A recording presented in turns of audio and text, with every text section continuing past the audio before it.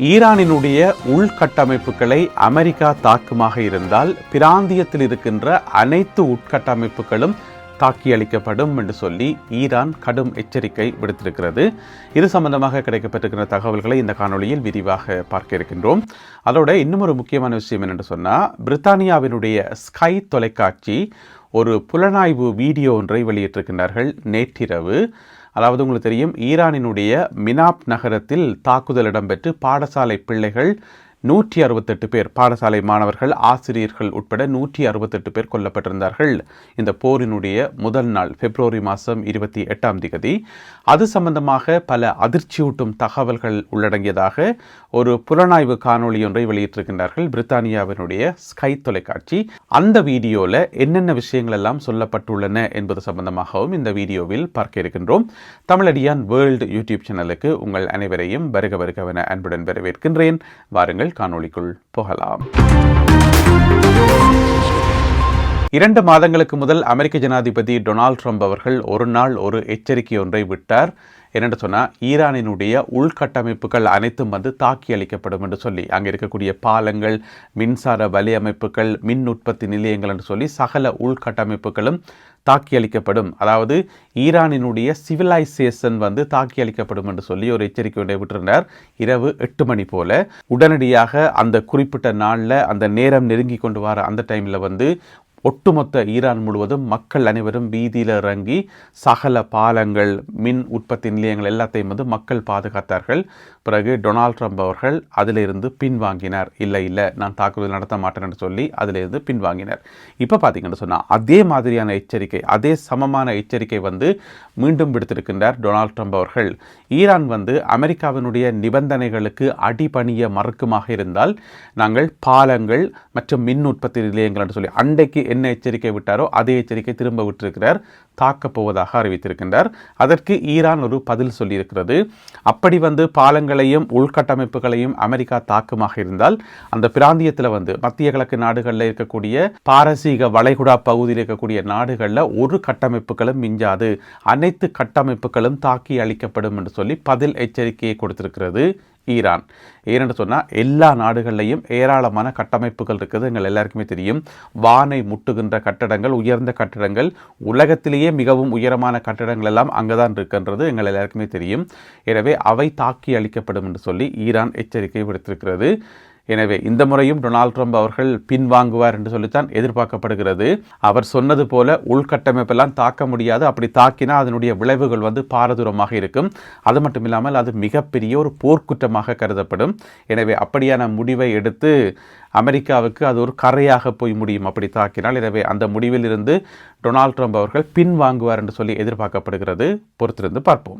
இதுக்கிடையில் நேற்று வியாழக்கிழமை இரவு முழுவதும் நடத்தப்பட்ட தாக்குதல்கள், அதாவது 6வது இரவாக தொடர்ந்து அமெரிக்கா தாக்குதல் நடத்தி வருகிறது. ஈரானினுடைய பல்வேறு பகுதிகளை இலக்கு வைத்து, அதாவது நகரங்கள் மற்றும் தீவுகள் எல்லாமே குறிவைக்கப்பட்டிருந்தன. நேற்று 6வது நாள் இரவும் கூட அதே மாதிரியான தாக்குதல்கள் தான் இடம்பெற்றிருந்தன. மிக முக்கியமாக கேசம் தீவின் மீது 8 வரையான குண்டுவெடிப்புகள் கேட்டதாக ஈரானிய ஊடகங்கள் செய்தி வெளியிட்டிருக்கின்றார்கள். அதாவது கேசம் தீவில் இருக்கக்கூடிய மசான் என்று சொல்லப்படுற கிராமத்தில் அமெரிக்காவினுடைய விமானங்கள், யுத்த விமானங்கள் பறந்து தாக்குதல் மேற்கொண்டதாகவும் 8 வரையான வெடிப்பு சத்தங்கள் கேட்டதாகவும் இதில் சொல்லப்பட்டிருக்கிறது. அதே போல பந்தர் காமீர் என்று சொல்லப்படுகின்ற ஒரு கடற்கரை நகரம், ஒரு துறைமுக நகரம், அதன் மீதும் அது ஸ்ட்ரைட் ஆஃப் ஹோமுஸ் இருக்கு தானே, ஹோமுஸ் நீரிணை, அதுக்கு பக்கத்தில் இருக்கக்கூடிய ஒரு துறைமுக நகரம், அதன் மீதும் தாக்குதல் நடத்தப்பட்டதாகவும் அங்கே 2 பாலங்கள் மேலே தாக்குதல் நடத்தப்பட்டதாகவும் சொல்லப்படுகிறது. அதாவது ஈரானிய இராணுவத்தினுடைய நகர்வுகளை கட்டுப்படுத்தும் விதமாக இந்த பாலங்களை குறிவைத்து அமெரிக்கா தாக்குதல் நடத்தியதாக சொல்லப்படுகிறது. 2 பாலங்களை தாக்கியிருக்கிறார்கள். மிக முக்கியமாக பந்தர் அப்பாஸ் நகரத்தில் இருந்து ஈரானில் இருக்கக்கூடிய ஒரு புகழ்பெற்ற நகரம், ஒரு புனித நகரம் என்று சொல்லப்படக்கூடிய ஷிராஸ் நகரத்தை தொடுக்கின்ற அந்த பாலம் அந்த பாலத்தின் மீது தாக்குதல் நடத்தப்பட்டிருப்பதாக சொல்லப்படுகிறது. இதன் காரணமாக 2 பொதுமக்கள் உயிரிழந்திருக்கிறார்கள், 4 பேர் காயமடைந்திருக்கிறார்கள் என்று சொல்லி ஈரானிய ஊடகங்களில் செய்திகள் வெளியாகி இருக்கின்றன. அதே போல புஷர் நகரத்தில் 2 விதமான தாக்குதல்கள் இடம்பெற்றிருக்கின்றன நேற்றிரவு. அதே போல அவாஸ் நகரத்திலும் தாக்குதல் நடைபெற்றிருக்கிறது. இந்த அவாஸ் நகரம் ஈரானில் இருக்கக்கூடிய மிக முக்கியமான தொழில்துறை நகரம் என்று சொல்லலாம். அங்கே வந்து ஏராளமான ஃபேக்ட்ரிஸுகள், கம்பெனிகள் என்று சொல்லி ஒரு தொழில்துறை நகரம். அங்கே தான் வந்து சிறுவர்களுக்கான புற்றுநோய் மருத்துவமனையும் இருந்தது. அதுக்கு அருகாமையில் தாக்குதல் நடத்தப்பட்டு, அதாவது 5ஆம் நாள் இரவு தாக்குதல் நடத்தப்பட்டு அங்கிருந்த சிகிச்சை பெற்றுக் கொண்டு வந்த சிறுவர்கள் வெளியேற்றப்பட்டிருந்தார்கள். பிறகு 6ஆம் நாள் இரவு, நேற்றிரவும் கூட அங்கு தாக்குதல் நடைபெற்றிருப்பதாக சொல்லப்படுகிறது. அது வந்து ஈரானினுடைய மேற்கு பகுதியில் இருக்கக்கூடிய ஒரு தொழிற்சாலை நகரம் என்று சொல்லி நாங்கள் சொல்லலாம். அதுதான் அவாஸ் நகரம். இப்படியாக ஈரானுடைய பல நகரங்களை இலக்கு வைத்து அமெரிக்கா தாக்குதல் நடத்தி இருக்கிறது. இதற்கு பதிலடி வழங்கும் விதமாக குவைத் நாட்டின் மீது கடும் தாக்குதலை ஈரான் தொடுத்ததாக சொல்லப்படுகிறது. குவைத் நாட்டில் பல வெடிப்பு சத்தங்கள் கேட்டதாகவும், சேத விவரங்கள் வந்து வெளியாகல, ஆனால் குவைத்தில் வந்து பல வெடிப்பு சத்தங்கள் கேட்டதாக சொல்லப்படுகிறது. அதே போல இன்னும் ஒரு தாக்குதல் ஈராக்கில் இடம்பெற்றிருக்கிறது. தெற்கு ஈராக்கில் இருக்கக்கூடிய பஸ்ரா என்று சொல்லப்படுற நகரத்துக்கு அருகாமையில் பல வெடிப்பு சத்தங்கள், ஈரானினுடைய தாக்குதல்கள் இடம்பெற்றதாக சொல்லப்படுகிறது. சேத விவரங்கள் வந்து வெளியாகவில்லை. அதே வேளையில் அமெரிக்காவினுடைய கடல் முற்றுகை, பிளாக்கேட் வந்து மீளவும் கொண்டு வரப்பட்டிருக்கிறது. உங்கள் எல்லாருக்குமே தெரியும். நேற்று வந்து ஈரானிய துறைமுகங்களை நோக்கி சென்று கொண்டிருந்த 3 கப்பல்கள் திருப்பி அனுப்பப்பட்டதாக அமெரிக்காவினுடைய மத்திய கட்டளை பணியகம் சென்ட்கொம் வெளியிட்டுள்ள அறிக்கையில் வந்து சொல்லப்பட்டிருக்கிறது. இவைதான் இந்த 6ஆம் நாளில் இடம்பெற்ற சம்பவங்கள். எனவே இதெல்லாத்தையும் பார்க்கக்குள்ள கண்ணு கட்டின தூரம் வரைக்கும் பேச்சுவார்த்தைக்கான ஒரு அறிகுறி தென்படவில்லை என சர்வதேச ஊடகங்களில் செய்திகள் போடப்பட்டுள்ளன. அடுத்ததாக நான் ஏற்கனவே சொன்ன மாதிரி ஸ்கை தொலைக்காட்சி வெளியிட்ட அந்த வீடியோ, ஒரு 49 நிமிஷ வீடியோ, ஒரு ஆவணப்படம் மாதிரி வெளியிட்டிருக்கின்றார்கள்.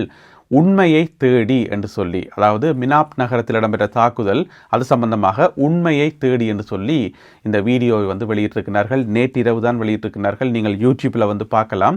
அதில் வந்து நிறைய முக்கியமான விஷயங்கள், அதிர்ச்சியூட்டும் விஷயங்கள் வந்து சொல்லப்பட்டிருக்கிறது. டொனால்ட் ட்ரம்ப் அவர்களுக்கு பிடிக்காத விஷயங்கள்லாம் சொல்லப்பட்டிருக்குது. ஏனென்று சொன்னால் அந்த தாக்குதலுக்கு அமெரிக்கா தான் காரணம் என்று சொல்லி பரவலான குற்றச்சாட்டுகள் இருக்குது. ஏனென்று சொன்னால் ஒரு சிறுவர் பாடசாலை மேலே பிள்ளைகள் வந்து கிளாஸ் ரூமில் படித்து கொண்டு கேட்குள்ள அந்த பாடசாலைக்கு மேலே போய் குண்டு போட்டால் எப்படி இருக்குன்னு சொல்லுங்க பார்ப்போம். அதில் தான் இவ்வளோ 168 பேர் கொல்லப்பட்டிருந்தார்கள். 120 மாணவர்கள், அதே போல் 28 ஆசிரியர்கள் உட்பட மற்றது அங்கே பணிபுரிந்த பணியாளர்கள் என்று சொல்லி மொத்தமாக 168 பேர் கொல்லப்பட்டிருந்தார்கள். அப்போ இந்த டாக்குமெண்ட்ரியில் வந்து என்னென்னலாம் சொல்லப்பட்டிருக்குன்னு சொன்னால், முதலாவது வந்து இந்த தாக்குதலுக்கு பயன்படுத்தப்பட்ட குண்டு இருக்குத்தானே, அந்த ஏவுகணை, அது வந்து டொமாஹாக் ஏவுகணையை ஒத்திருக்கிறது. அதில் எடுக்கப்பட்ட துண்டுகள், அதில் எழுதப்பட்டிருக்கிற வசனங்கள் எல்லாத்தையும் அனலைஸ் பண்ணி பார்க்கும்போது டொமாஹாக் ஏவுகணையை வந்து ஒத்திருக்கிறது. இந்த உலகத்திலே வந்து டொமாஹாக் ஏவுகணையை பாவிக்கிற ஒரே ஒரு நாடு எது? அமெரிக்கா தானே. எனவே அமெரிக்காவால் தான் அந்த தாக்குதல் நடத்தப்பட்டதுன்றதுக்கு ஒரு மிகப்பெரிய ஆதாரம் கிடைத்திருக்கிறது என்று சொல்லி அதில் சொல்லப்பட்டிருக்கிறது. ரெண்டாவது வந்து உளவுத்துறை ஃபெயிலியர், அதாவது வந்து உளவு தகவல்களை எடுத்து இந்த இடத்துல தாக்கணும்னு சொல்லி ஆக்சுவலாக என்ன நடந்திருக்குன்னு சொன்னால், இந்த பாடசாலை இருந்த இடத்துல வந்து முன்னொரு காலத்தில், கன காலத்துக்கு முதல் இஸ்லாமிய புரட்சிகர காவல்படை இருக்குது தானே, IRGC, அவர்களுடைய பேஸ் இருந்ததாம். பிறகு அந்த பேஸ் எல்லாத்தையும் வந்து வித்ரோ பண்ணி அவர்கள் அங்கே வேறு இடத்துக்கு போயிட்டார்கள். அதுக்கு பிறகு இந்த பாடசாலை இயங்கி இருக்குது. ஆனால் அமெரிக்காவுக்கு கிடைச்ச புலனாய்வு தகவல் வந்து பழைய தகவல், அப்டேட் ஆகையில் பழைய தகவலை வச்சுக்கொண்டு என்ன நினச்சிருக்கணும்னு சொன்னால், ஓஹோ இந்த இடத்துல வந்து IRGC இந்த கேம்ப் இருக்குன்னு நினச்சி போட்டு அந்த இடத்துக்கு அடிச்சிருக்கணும். தரையில் வச்சு தான் அந்த ஏவுகணை வந்து ஏவோணும். அதாவது சர்ஃபேஸ் டு சர்ஃபேஸ் மிசைல் என்று சொல்லி சொல்கிறது. விமானத்தால் கொண்டே போடுற அப்படி இல்லை, தரையிலேருந்து ஏவப்படுறது. எனவே ஏதோ ஒரு நாட்டில் வச்சு தான் ஏவி இருக்கின்றார்கள். அது வந்து பாடசாலை மீது தாக்கியிருக்கின்றார்கள். எனவே இது முழுக்க முழுக்க உளவுத்துறை ஃபெயிலியர் என்று சொல்லி ஸ்கை தொலைக்காட்சி குற்றச்சாட்டை முன்வைத்திருக்கிறது. அது மட்டும் இல்லாமல் அன்றைக்கு 28ஆம் தேதி நடத்தப்பட்ட தாக்குதலில் வந்து நிறைய இடங்கள் வந்து சும்மா பழைய இலக்குகள் தான், எந்த ஒரு தகவலையும் வந்து வெரிஃபை பண்ணல என்று சொல்லி சொல்லப்படுகிறது. அமெரிக்கா தனக்கு கிடைச்ச தகவல்களை வந்து வெரிஃபை பண்ணாமல் கண்மூடித்தனமாக தாக்கியிருக்கிறார்கள் என்று சொல்லி இதில் குற்றச்சாட்டு முன்வைக்கப்பட்டிருக்கிறது. அடுத்த முக்கியமான பாயிண்ட் என்னென்னு சொன்னால், இந்த தாக்குதல் சம்பந்தமாக முதல்ல டொனால்ட் ட்ரம்ப் அவர்கள் சொல்லியிருந்தவர், அதை வந்து மறுத்திருந்தவர். இந்த தாக்குதலுக்கும் அமெரிக்காவுக்கும் எந்த விதமான சம்பந்தமும் இல்லை, இது ஈரான் தான் நடத்திய தாக்குதல், தாங்களே தாக்குதல் நடத்தி போட்டு எங்களை குற்றஞ்சாட்டுகிறார்கள் என்று சொல்லி ட்ரம்ப் சொல்லியிருந்தவர். பிறகு சர்வதேச அழுத்தங்கள் வர நிறைய நாடுகள் அதை சுட்டி காட்டிக்குள்ள, மிக முக்கியமாக அமெரிக்காவினுடைய ஊடகங்களே பெரிய தலைப்புச் செய்தியெல்லாம் போட்டு இதை வந்து பெரிய ஒரு பிரச்சனை ஆக்கும்போது, பிறகு ட்ரம்ப் வந்து இல்லை இது சம்பந்தமாக நாங்கள் விசாரணை செய்து கொண்டு வரோம், இராணுவ விசாரணைகள் மேற்கொள்ளப்படுகின்றன என்று சொல்லியே இப்போ ஒரு 4 மாதம் இருக்கும். இன்ற வரைக்கும் அந்த இராணுவ விசாரணை சம்பந்தமாக எந்த ஒரு தகவலும் வெளிவரையில. உண்மையிலேயே விசாரணை நடக்குதா, அந்த விசாரணைக்கு என்ன நடந்தது, அந்த விசாரணையினுடைய அறிக்கை எப்பொழுது வெளிவரும், இது மாதிரியான பல கேள்விகளை பிரித்தானியாவினுடைய முக்கிய ஊடகமாகிய ஸ்கை தொலைக்காட்சி எழுப்பியிருக்கிறது. அது மட்டுமில்லாமல் இந்த தாக்குதல் சம்பந்தமாக ஆய்வு செய்த நிபுணர்கள் இருக்கணும் தானே, சர்வதேச ரீதியாக பல்வேறு நாடுகளைச் சேர்ந்த 100க்கும் அதிகமான நிபுணர்கள் இதை ஆய்வு செய்திருக்கிறார்கள். அதில் எடுக்கப்பட்ட சான்று பொருட்கள், வீடியோக்கள், நிறைய காட்சிகள் தான் வந்தது தானே. அது எல்லாத்தையும் 100க்கும் அதிகமான சர்வதேச நிபுணர்கள் ஆய்வு செய்து உறுதிப்படுத்தி இருக்கிறார்கள். இது பாடசாலை தான், அங்கே கிளாஸ் ரூம் தான், இதுக்கும் IRGCக்கும் எந்த விதமான சம்பந்தமும் இல்லை, இது இப்படித்தான் இந்த தாக்குதல் நடந்திருக்கு என்று சொல்லி இந்த 100க்கும் அதிகமான நிபுணர்கள் உறுதிப்படுத்தியுள்ளார்கள் என்று சொல்லி இந்த டாக்குமெண்ட்ரியில் சொல்லப்பட்டிருக்கிறது. கடைசியாக இன்னும் ஒரு வசனம் சொல்லியிருக்கிறார்கள். இதில் உயிரிழந்த பிள்ளைகள் இருக்கணும் தானே, அந்த பிள்ளைகளினுடைய பெற்றோர்கள் இன்ற வரைக்கும் கண்ணீரும் கம்பலையுமா துயரத்தில் இருக்கிறார்கள். இப்போ வரைக்கும் அந்த பிள்ளைகளுடைய கல்லறைகளுக்கு போயிட்டு வந்துருக்கிறார்கள் பெற்றோர்கள் என்று சொல்லி ஒரு உருக்கமான விஷயமும் இதில் சுட்டி காட்டப்பட்டிருக்கிறது. இப்படியாக பல தகவல்களை அடங்கிய 49 நிமிட வீடியோவை வெளியிட்டிருக்கிறது ஸ்கை தொலைக்காட்சி.